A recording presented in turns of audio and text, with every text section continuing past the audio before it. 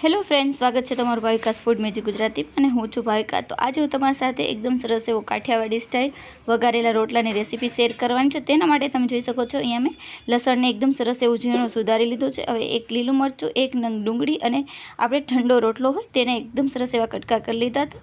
હવે આપણે એક કડાઈમાં 2 ચમચા જેટલું તેલ લેશું। તેલ આવે એટલે આપણે એમાં રાઈ મૂકીશું। તો એકદમ સરસ એવા કાઠિયાવાડી સ્ટાઇલ વઘારેલો રોટલો ખાવાની એક અલગ જ મજા હોય છે, તો તે તમે જોજો। હવે આપણે અહીંયા 1 ચમચી જેટલી જીરું નાખ્યું છે અને જે આપણે કાપેલું લસણ છે તે આપણે ઉમેરી દઈશું। તમે અહીંયા વાટેલું પણ નાખી શકો છો અને લીલું લસણ પણ નાખી શકો છો। લીલું લસણથી સ્વાદ એકદમ સરસ એવો આવે છે।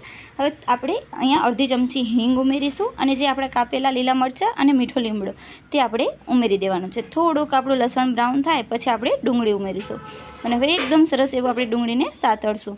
તો ખરેખર તમે એકવાર જરૂર ટ્રાય કરજો આ રીતે। તો તમે આ રીત બનાવો છો કે નહીં, કઈ રીતે બનાવો છો પ્લીઝ કમેન્ટમાં જણાવજો। તો આ રીતે તમે એકદમ સરસ બનાવશો તો કાઠિયાવાડી સ્ટાઇલ આપણો રોટલો બનીને તૈયાર થશે। તો તમે જોઈ શકો છો એકદમ સરસ હવે આપણી ડુંગળી પણ બ્રાઉન થોડી થવા લાગી છે। તો હવે આપણે આની અંદર મસાલો કરવાનો છે। તો અહીં અડધી ચમચી જેટલી હળદર, 1 થી 2 ચમચી જેટલું લાલ મરચું અને 2 ચમચી જેટલું આપણે ધાણા જીરું લઈશું।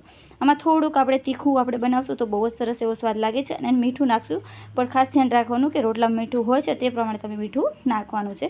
તો હવે એકદમ સરસ એવા આપણા મસાલાને એકદમ સરસ તેલમાં ચડવા દઈશું।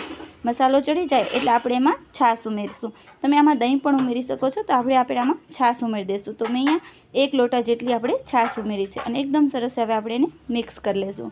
જેથી આપણે મસાલા કરીએ છીએ તેથી આપણી છાશ પણ ફાટશે નહીં। જો તમે મસાલા પછી કરવા માંગતા હો તો મીઠું તમે જરૂરથી પહેલાં એડ કરજો, જેથી આપણી છાશમાં ફોદા ન થાય।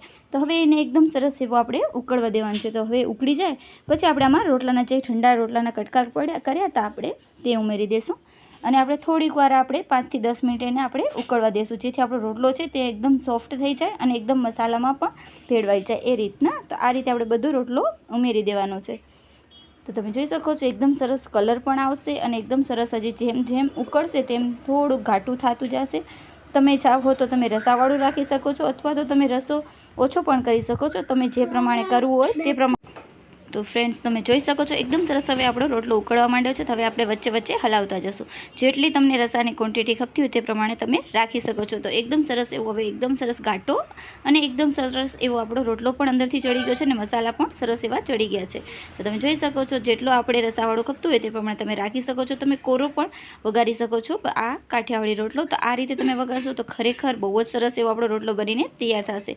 તો તૈયાર છે આપણો કાઠિયાવાડી સ્ટાઇલ ઢાબા સ્ટાઇલ આપણો વઘારેલો રોટલો। તો હવે આપણે કોથમીર ઉમેરી દઈશું અને હવે આપણે ગરમા ગરમ સર્વ કરશું। ઉપરથી આપણે કાપેલી ડુંગળી સાથે તમે સર્વ કરશો તો બહુ જ સરસ એવું લાગે છે। તમે આમાં ગળપણ પણ ઉમેરી શકો છો, થોડીક આપણે ખાંડ ઉમેરશું તો પણ સ્વાદ સારો લાગે છે। મેં અહીંયા સ્કીપ કરી છે।